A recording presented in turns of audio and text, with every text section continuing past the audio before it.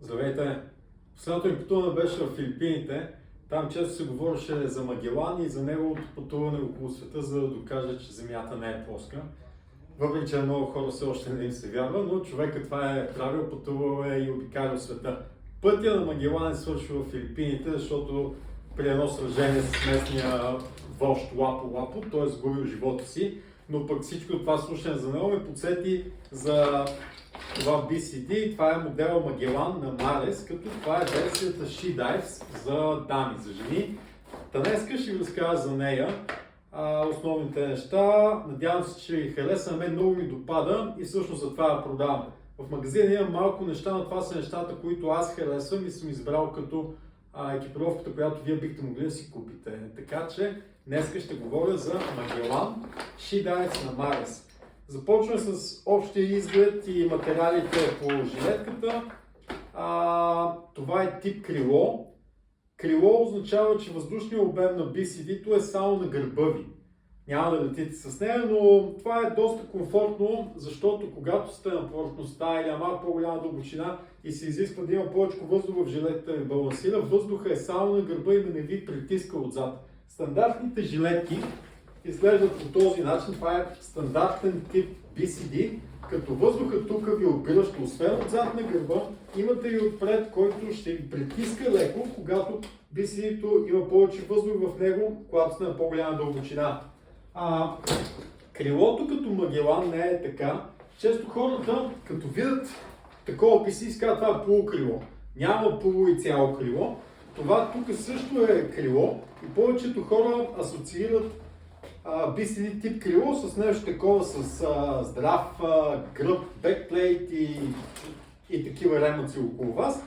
Но когато въздуха е отзад на гърба, BCD-то е крило. Толкова. Това е крило, което тежи 3,3 кг. Не е малко, не е много. Стандартна жилетка. Материалът е продурен, много здрав и надежден материал. Едва ли ще се износи, докато го ползвате. По-скоро ще ви омръзне да го гледате в един момент и това ще е причината да го смените. Ще е здраво, надежно, години наред, така че не трябва да се грижите за това нещо. Нещата по жилетката са следните. Първия поглед е отзад на гърба.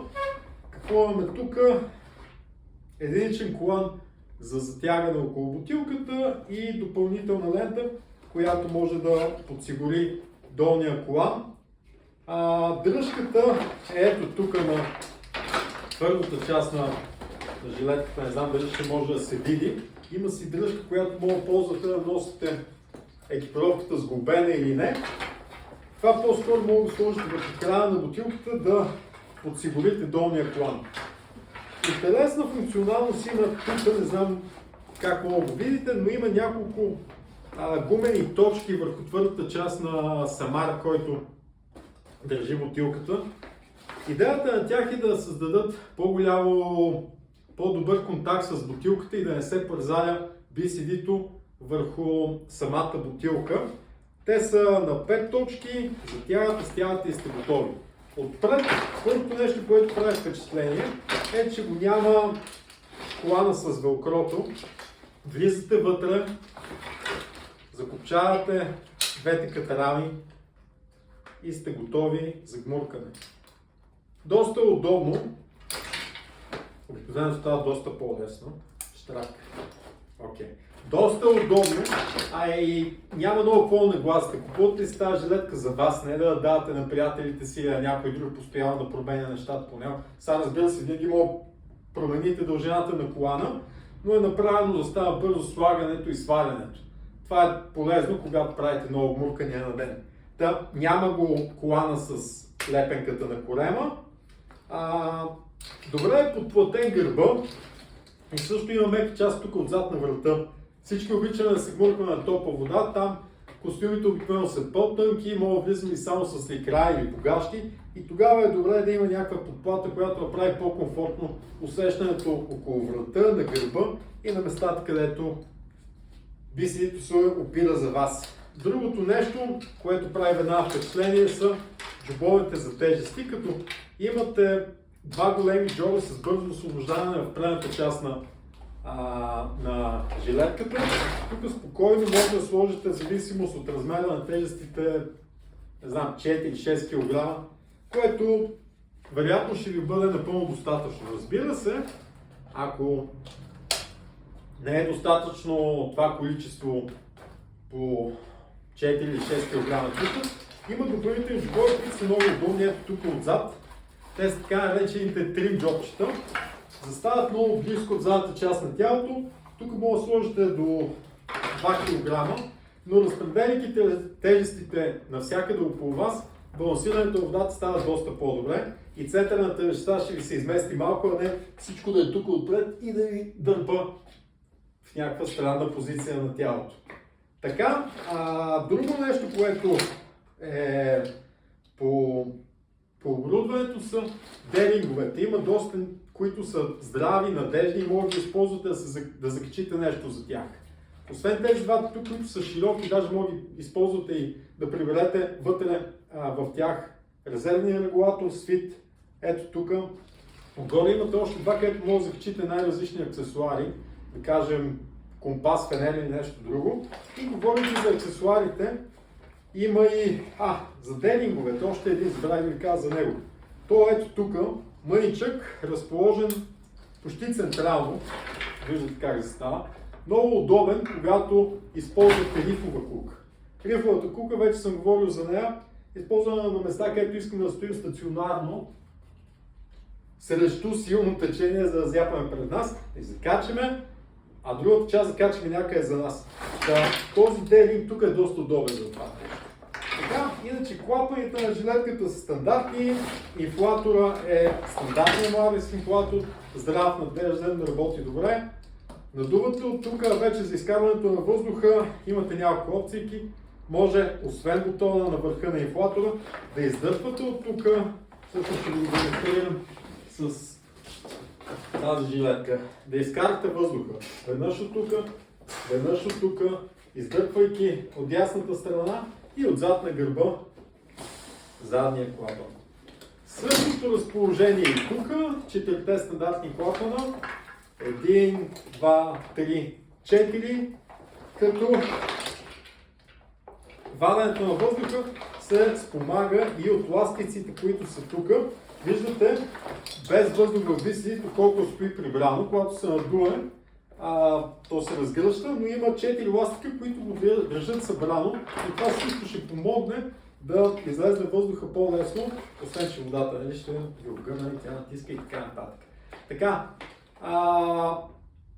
друго, което трябва да знаете, е, че има много функционални места по BCD-то и няколко аксесуара. Единият е този джоб тук, който мога да го ползвате за някакви съкровища. В момента не го виждате, защото е набития прибран.